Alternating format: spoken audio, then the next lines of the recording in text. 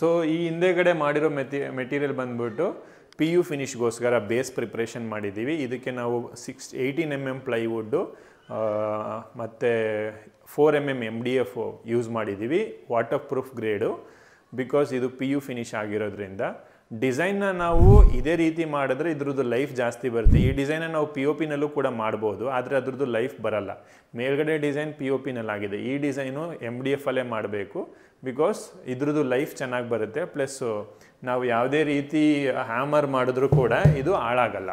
ಅದು ಒಂದು first reason ಆಗಿರುತ್ತೆ. ಮತ್ತು ಫಿನಿಷಿಂಗು ತುಂಬ ಚೆನ್ನಾಗಿ ಬರುತ್ತೆ HDHMR ಯೂಸ್ ಮಾಡೋದ್ರಿಂದ. ನಾರ್ಮಲಾಗಿ ನಾವು ಬಂದ್ಬಿಟ್ಟು ಡೈರೆಕ್ಟಾಗಿ ಪಟ್ಟಿ ಮಾಡಿ ಪೇಂಟ್ ಮಾಡಿಬಿಡ್ತೀವಿ. ಇದು ಬಂದ್ಬಿಟ್ಟು PU ಫಿನಿಶು. ಇದಕ್ಕೆ ಪ್ರಿಪ್ರೇಷನ್ಸ್ ಇರುತ್ತೆ.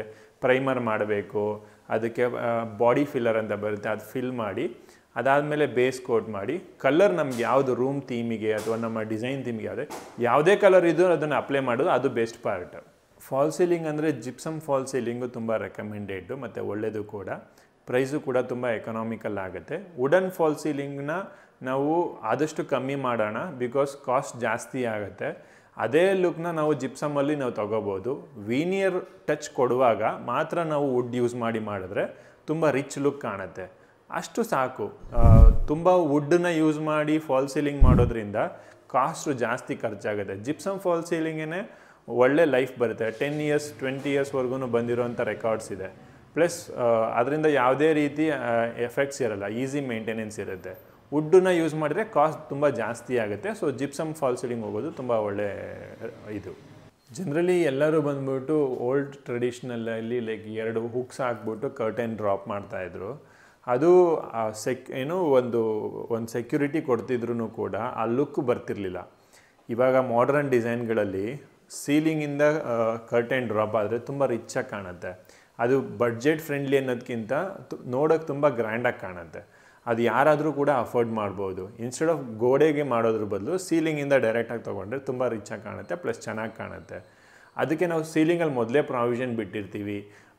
6 to 8 inches ಬಿಟ್ಟರೆ ಮೇಯ್ನು ಮತ್ತು ಶಿಯರ್ ಎರಡೂ ಕರ್ಟನ್ನ ನಾವು ಅಲ್ಲಿ ಫಿಕ್ಸ್ ಮಾಡ್ಕೋಬೋದು. ಅದು ಒಂದು ಒಳ್ಳೆ ಆಪ್ಷನ್ನು.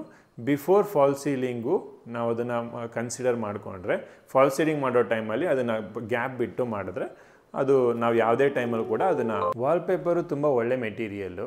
ನಮಗೆ 5 ರಿಂದ 10 ವರ್ಷ ಒಳ್ಳೆ ಡ್ಯೂರಬಿಲಿಟಿ ಬರುತ್ತೆ. ಒಳ್ಳೆ ಬೇಸ್ ಪ್ರಿಪ್ರೇಷನ್ ಮಾಡಿದ್ರೆ ಒಳ್ಳೆ ಲಕ್ಸುರಿ ಲುಕ್ನ ಕೊಡುತ್ತೆ. ಪೇಂಟು ಕೂಡ ಒಳ್ಳೆ ಮೆಟೀರಿಯಲ್ಲೇ, ಬಟ್ ಒಂದು ವಾಲಲ್ಲಿ ನಾವು ಡೆಫಿನೆಟ್ಲಿ ವಾಲ್ಪೇಪರ್ಗೆ ಹೋಗ್ಬೋದು.